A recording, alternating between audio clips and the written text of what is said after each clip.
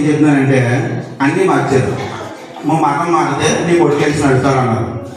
ఎన్ని చేసి పోయాయి, నా వల్ల మారిపోయాడు అంటుంది. పోలే, నా వల్ల నేను నమ్మలేదు. మా అమ్మకి మోకాలు నొప్పి వచ్చేయండి, మా అక్క నమ్మంటుంది, లేకపోతుంది అంటుంది. థైరాయిడ్ వచ్చింది, మందు తెస్తున్నాను నేనే. షుగర్ వచ్చింది, నేనే తెస్తున్నాను. బీపీ వచ్చింది, నేనే తెస్తున్నాను. థైరాయిడ్ వచ్చింది, వెంటికో టాబ్లెట్స్ నేనే తెస్తున్నాను. ఇవన్నీ నేనే చేస్తున్నాను. వెళ్ళిపోయేటప్పుడు ఇప్పుడు మా అమ్మతో నేను రోజు ఒక మాట చెప్తున్నాను, అమ్మ వాళ్ళు ఏదో చెప్పారు మారేవు, రోడ్డు అంటే ఒకటి వచ్చింది, ఒక బండిలో ఏదో వచ్చింది, నీకు ఒక దుప్పటి కావాలా కొన్నావు, 10 రూపాయలు చెప్పేవాడు లేదు, బేరపడకుండా కొంటావా అంటే కొన్నది. సరే 10 రూపాయలు వస్తువు, 5 రూపాయలు బేరపడి కొన్నావు. కొన్నప్పుడు ఆయన అడుగుతావు ఇది ఎన్ని నాలుగు మందుతుంది అని, ఒక సంవత్సరం మంతుందో లేదా 6 నెలలు మంతుందో అని అంటాడు. అన్న తర్వాత అప్పుడు మా అమ్మ ఏం చెప్పాలా, అది వారం రోజులు చిరిగిపోయిందండి. చిరిగిపోతే నెక్స్ట్ టైం వాడు అలా వస్తాడు. వచ్చినప్పుడు అని ఆపి అడుగుతుంది. ముందు కొనేటప్పుడు చాలా బేరం ఆడుతుంది, వస్తువు పోతే ఆపి చాలా గట్టిగా అడుగుతుంది. అడిగినప్పుడు ఇప్పుడు మా అమ్మని నలుగురు వస్తే చూసారా, ఈ స్టోరీ దేని గురించి అని చెప్పేది, వేరే దాని గురించి ఉదాహరణకి. ఇప్పుడు మార్చినప్పుడు ఇరుగు పొరుగు చెప్పడం మారింది మా అమ్మ. అంటే నలుగురు ఈ వస్తువు బాగుంటుంది కొనంటే కొన్నది, బేరం ఆడి కొన్నది. ఇప్పుడు మా అమ్మ మారిపోయినా సరే నీరసాలు అన్నీ మామూలుగా ఉన్నాయి. ఈ దేవుడు నచ్చక అందులోకి వెళ్ళింది. అందులో కూడా తగ్గలేదు. అమ్మ ఒకసారి ముస్లిమ్స్ దాంట్లో కూడా వెళ్ళి చూడు, 4 రోజులు ఎలా పోవడం పెట్టావు కదా, ఇప్పుడు అందరూ కూడా వెళ్ళి చూడు, కావాల్సిన ఉన్నారు, బొత్తులు ఉన్నారు, కూడా ఉన్నాయి, ఏదో దాంట్లోకి వెళ్ళు, ఒకసారి పోయిన తర్వాత ఇంకేం గొప్ప ఉంది అని చెప్పి అన్నాను. అన్న తర్వాత వస్తువు చిరిగిపోయిందండి. వారం రోజుల్లో చిరిగిపోయింది అనుకున్నాం వస్తువు. ఇప్పుడు అమ్మ మాన్నా సరే నేసాలు తగ్గలేదు, కొత్త నేసాలు వస్తానే ఉన్నాయి, కొత్త వస్తానే ఉన్నాయి. వచ్చినప్పుడు ఒక్కసారి అమ్మ మార్చినప్పుడు ఏ ఉపయోగం లేకుండా మనం ఏ పని చేయగలండి, ఏదో చెప్తేనే కదా పని. అప్పుడు మా అమ్మని ఏమన్నానంటే ఒకసారి చచ్చిపోలేదు, నేను మార్చినప్పుడు వాళ్ళ దగ్గరికి వెళ్ళి బాబు నేను 3 పూటల ప్రార్థన చేస్తున్నాను, బొట్టు పెట్టుకోలేదు, అన్నీ బాగానే ఉన్నాయి, కానీ నాకు నీరసాలు తగ్గకపోగా కొత్తగా నీరసాలు వస్తున్నాయి, నా పరిస్థితి గ్యారెంటీ వారిని పెరిగినట్టు వెళ్ళి అడుగమ్మా అని చెప్తున్నాను. మా అమ్మ ఏం చెప్తే సమాధానం వెంటనే రివర్స్ కేకలు. ఇప్పుడు గురుగారు ఇంత మాట చెప్పారండి, టాపిక్ ఒకటి చౌక నుంచి వచ్చింది. చౌక నుంచి వచ్చి ఇలా మా అమ్మలా కాకేస్తుంది కదా, ఇంక విందో ఇలా నేను చాలా ప్రయత్నం చేశాను. ఇప్పుడు నేను ఇక్కడ మీకు చెప్తుంటే ఇలా మీరు ఎవరో నాకు తెలిసిన కాదు కాబట్టి నన్ను ప్రశ్నించలేదు, నన్ను డౌట్స్ లేదు. బయటకు వచ్చి చెప్తున్నావు, ఇంట్లో మీ అమ్మని మార్చు, మీ అమ్మని మార్చి వచ్చి బయటకు వచ్చి చెప్తానని. కొన్ని శత్రువులు అంటే బాగున్నాం, పారమతస్తులు అంటే బాగున్నాం, హిందువులే అంటున్నారు డైలీ నన్ను.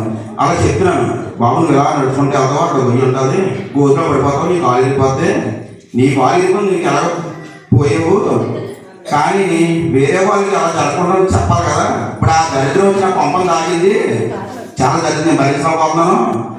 అలాంటప్పుడు నేను చెప్తున్నాను అంటున్నాను. తర్వాత గురుగారు మాట్లాడారు కదండి, కానీ అక్కడ చావున టాపిక్ వచ్చింది. ఇప్పుడు మనం పిల్లలకి తాత ముస్తాకులు ఇస్తారు ఆస్తులు, తాత మనకి తండ్రి ఇస్తారు, తండ్రి మనకి ఇస్తాడు. దాంతోపాటు మనకు మతం వచ్చింది, అది హిందూ మతం వచ్చి ఇంకో వేరేది అవ్వచ్చు. మధ్యలో మనం దాని ఏదైనా చెడగొట్టడం, తాత తండ్రి ఇచ్చిన ఆస్తులు ఎలాగో మన పిల్లలకి ఇస్తాం. ఇది కూడా ఇచ్చేద్దాం వాళ్ళకి, ఇది కూడా వసతి ఇచ్చేద్దాం అండి. దీన్ని కూడా ధర్మానికి ఈ సంస్కృతిని ఇచ్చేద్దాం, అయితే ఇస్తాం, ఆస్తులు ఇస్తాం, పిల్లలకి సంస్కారం లేకపోతే దాంతో కూడా ఇది కూడా ఇచ్చేద్దాం. తర్వాత ఏదో గురువుగారు అన్నారు కదా, అదే ఏదో శవం గురించి వచ్చిన టాపిక్. మామూలుగా మనం ఎన్ని సంవత్సరాలు బతుకండి, పుట్టిన తర్వాత సంవత్సరం బతకొచ్చు, 10 సంవత్సరాలు బతకొచ్చు, 100 సంవత్సరాలు బతకొచ్చు, 2 సంవత్సరాలు బతకొచ్చు. బ్రతికినప్పుడు ఆడు పోయిన తర్వాత ఆ చుట్టూ ఏడుస్తారు కదండి. ఒక చచ్చిపోతే చచ్చిన శవం ముందు అందరూ కూర్చొని ఏడుస్తారు. వాళ్ళు ఏడ్చేవాళ్ళు ఎవరు చెప్పండి ఒకసారి, చచ్చిన శవం ముందు చుట్టూరు కూర్చొని ఏడ్చేవాళ్ళు ఎవరు? చావపోయే శవాలు ఏడుస్తాయి అక్కడ, చచ్చిన శవం ముందు చావపోయే శవాలే.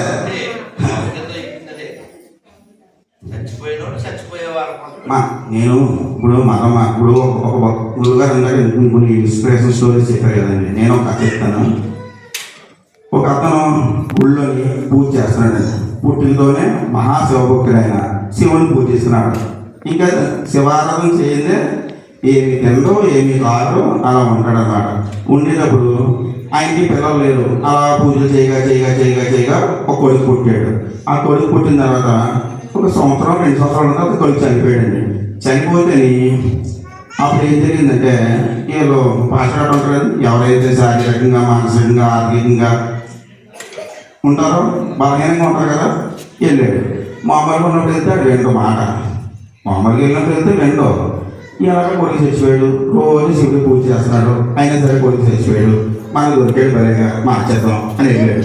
వెళ్ళిన తర్వాత బాగుంది, ఎంతో పూజలు చేస్తున్నావు, ఇది చేస్తున్నావు, అయినా సరే నీ కొడుకు చనిపోయాడు కదా, దీనివల్ల ఏంటంటే నువ్వు వేసి నమ్ముకో బాగుంటుంది అంటే అప్పుడు అతను అంటాడు, బాబు నేను రోజు పూజ చేస్తున్నా, అన్నీ బాగానే ఉంది, నాకు ఆ కొడుకు ఇచ్చింది ఎవరు?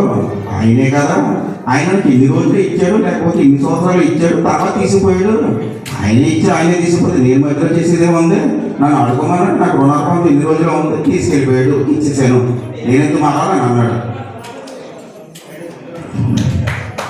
కాకపోతే మీరందరూ గుడికి వెళ్తారమ్మా, పూజ చేస్తారు కదా, సరే అయితే చెప్తాను, మీరు ఇన్ని పూజలు చేస్తున్నారు, ఇన్ని చేస్తున్నారు కదా, కానీ మా ఇంటి పక్కన ఎవరన్నా శారీరక సమస్యలతోనూ ఆర్థిక సమస్యలతో ఏమైనా ఉన్నాడు అనుకో, ఉన్నప్పుడు మన వాళ్ళు పూజారులు పట్టించుకోరు, క్షమించండి, పూజారులు పట్టించుకోరు, వెళ్ళి భక్తులు పట్టించుకోరు, వాళ్ళ ఇంటికి చూడరు.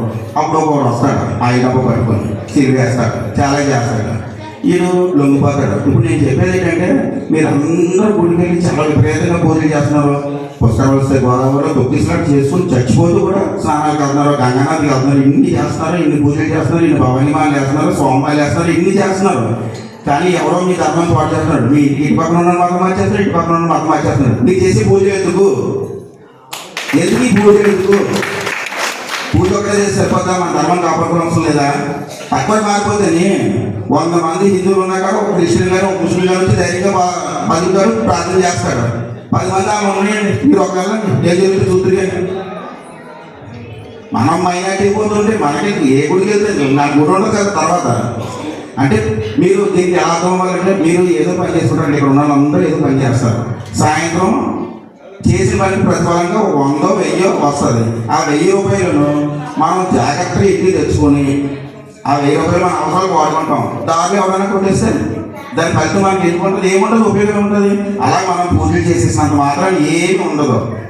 మన పూజకి ఉన్నాయి కూడా కాపాడుకోవాలి, మన దేవాలయాలన్నీ, మన సంస్కృతి సాంప్రదాయాన్ని అన్నీ కూడా కాపాడుకోవాలి. పూజ ఒకటే చేస్తే సరిపోదు, హోమాలు యజ్ఞాలు చేస్తే సరిపోదు. ఎలా ఉంటుంది? మనం కష్టపడి డబ్బులు సంపాదించుకున్నట్టే ఉంటుంది, అది ఎవరో కొట్టేసినట్టు ఉంటుంది అన్నమాట. శివ ఏం చెప్పాలనుకున్నాడంటే, పూజ మాత్రమే చేస్తే సరిపోదు, మన ధర్మానికి హాని చేసే వాళ్ళకి బంతి పూజ కూడా చేయగలిగే స్థితిలో ఉండాలి. That's what is meaning. Pooja అలా చెప్పాడు. ఈ లాస్ట్ పాయింట్ అని చెప్పి ముగించాలి, కాలుతుంది, తర్వాత మళ్ళీ చెప్పేది. లాస్ట్ పాయింట్ 1.5 minutes అయిపోవాలి.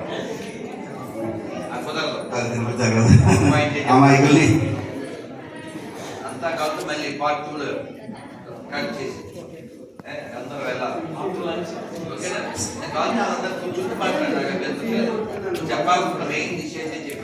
చాలా సంతోషంగా కూర్చో. అతను బాధ ఏం లేదు, పాడైపోకండి, మా ఇంట్లో మా అమ్మకి ఆ విషయం ఎక్కింది, మీ ఇంటి చుట్టుపక్కల మీ ఇళ్లలో నా దరిద్రపు మతం ఎక్కకుండా కాపాడు, అంతే. అంతమించి అతను చెప్పాలనుకున్నది ఏం లేదు. ఎన్ని ఉదాహరణలు చెప్పినా అది ఉంటుంది. అందుకని రోగం వచ్చిన తర్వాత మనం ఏం చేయాలి? రోగం రాకుండా చక్కగా ఇలా యాగం చేసుకుని యోగం పొంది భగవంతుడి యొక్క భావభావం తిందాం. ఓకేనా? అంత మాత్రం చెప్పి హరే కృష్ణ.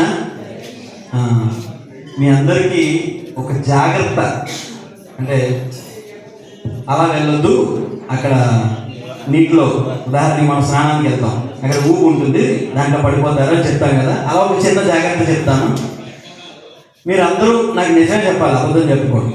నిజం చెప్తానని చేయొద్దండి. నిజం